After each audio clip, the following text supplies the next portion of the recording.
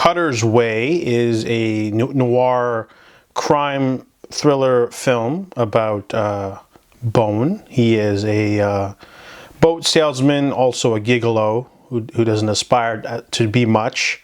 However, one late night he witnesses a man dumping something in a dumpster, and the next day realizes that a dead body was dumped. And then at a parade he sees J.J. Cole, a very famous and rich oil tycoon, and starts putting the pieces together that maybe this oil tycoon killed the girl.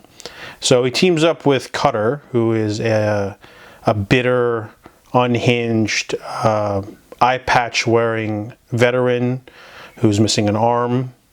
And Cutter sort of latches onto this situation, and he wants vengeance on J.J. Cole, not because of any personal reason. He just sort of has this deep-seated hatred towards the man, and J.J. Cole seems to be the perfect outlet for him to sort of get back at him. But Cutter's wife is basically like not into it, and the victim's sister sort of spurs them on too. She gets involved, and the three of them start hatching a blackmail plan in order to get at J.J. Cole. This movie, I think it bombed when it first went out because they called it Cutter and Bone. And they decided to rename it, redo the whole advertising campaign and call it Cutter's Way. And people really dug the dialogue. Not a lot happens in this movie. It's mostly a mood piece, a character piece about people talking about stuff. There isn't a lot of action per se, but the finale sort of speeds things up really well.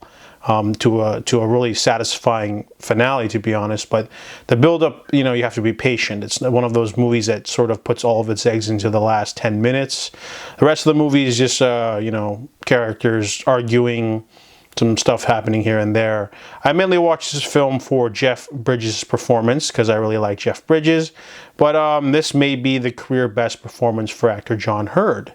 If you're unfamiliar with him, he's basically Kevin McAllister's dad. This is an earlier movie. He's just like unrecognizable. I didn't even know it was him half the time. I recognized him at the very beginning of the movie, but his performance is so good that I just sort of got lost in the character, to be honest. It was a really intense performance, obviously, because he's like got the long hair and he's wearing the eye patch and he's missing an arm and he's limping everywhere with a cane. But also he just gets really into the character, and it's a very character-driven piece. A lot of mystery in there too. Definitely one of the more underrated films I've seen. So Cutter's Way definitely left an imprint on me by the end, and I give it a 7.5 out of 10.